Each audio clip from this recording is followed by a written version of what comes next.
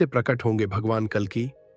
आज की इस यात्रा में हम जानेंगे कि किस प्रकार भगवान कल्कि कलयुग का विनाश कर सतयुग की पुनः स्थापना करेंगे। हम देखेंगे सतयुग की वह पहली झलक जो कलयुग के विनाश के तुरंत बाद प्रकट होगी।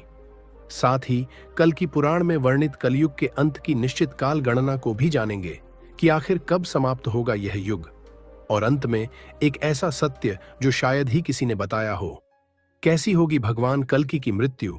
इसलिए मित्रों, विनती है कि इस यात्रा को अंत तक अवश्य देखें। जिन रहस्यों को आप आज जानने जा रहे हैं, उन्हें बीच में छोड़ देना अपने आप को अज्ञान के अंधकार में धकेलने जैसा होगा। तो आइए शुरू करते हैं यह अद्भुत यात्रा। महाभारत युद्ध के बाद जब द्वापर युग समाप्त हो गया, तब ब्रह्मा जी ने अपनी पीठ पृथ्वी की ओर कर ली। उसी के साथ ही कलयुग की शुरुआत मानी गई है। कल्कि भगवान विष्णु का 10वां अवतार, जिनके आगमन को कलयुग के अंतिम समय का संकेत माना गया है। शास्त्रों में स्पष्ट लिखा है कि जब भगवान कल्कि सफेद घोड़े पर प्रकट होंगे, उसी क्षण से प्रलय का आरंभ होगा और उसी प्रलय के बाद एक नई सृष्टि, एक नया युग, सतयुग जन्म लेगा। जैसा श्री कृष्ण पहले कह चुके हैं, यदा यदा ही धर्मस्य ग्लानिर्भवति भारत, अभ्युत्थानम धर्मस्य तदात्मानं सृजाम्यहम्। जब जब धर्म की हानि और अधर्म की वृद्धि होती है, तब तब मैं स्वयं को प्रकट करता हूँ। सतयुग त्रेता द्वापर में भगवान विष्णु के 9 अवतार हो चुके हैं। मत्स्य अवतार, कूर्म अवतार, वराह नृसिंह अवतार, वामन अवतार, परशुराम अवतार, राम अवतार कृष्ण और बुद्ध अवतार, और 10वां अवतार कल्कि अवतार है जो कलयुग के अंत में होगा।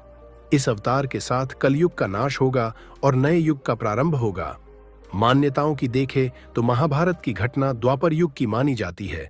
इसे बीते हुए 5100 साल बीत चुके हैं और इसके बाद कलयुग शुरू हुआ। हिंदू धर्म के प्राचीन ग्रंथ गरुड़ पुराण, विष्णु पुराण और कल्कि पुराण में कलयुग का विस्तृत वर्णन किया गया है। इसमें स्त्री और पुरुषों के व्यवहार का भी वर्णन किया है। अगर आज का मनुष्य इन ग्रंथों में किए गए कलयुग के वर्णन को सुनेगा तो वह भयभीत हो जाएगा। पुराणों में जो हजारों साल पहले कहा था, वो एक एक शब्द सही हो रहा है। गरुड़ जी के पूछने पर श्री कृष्ण ने कलयुग का वर्णन किया है।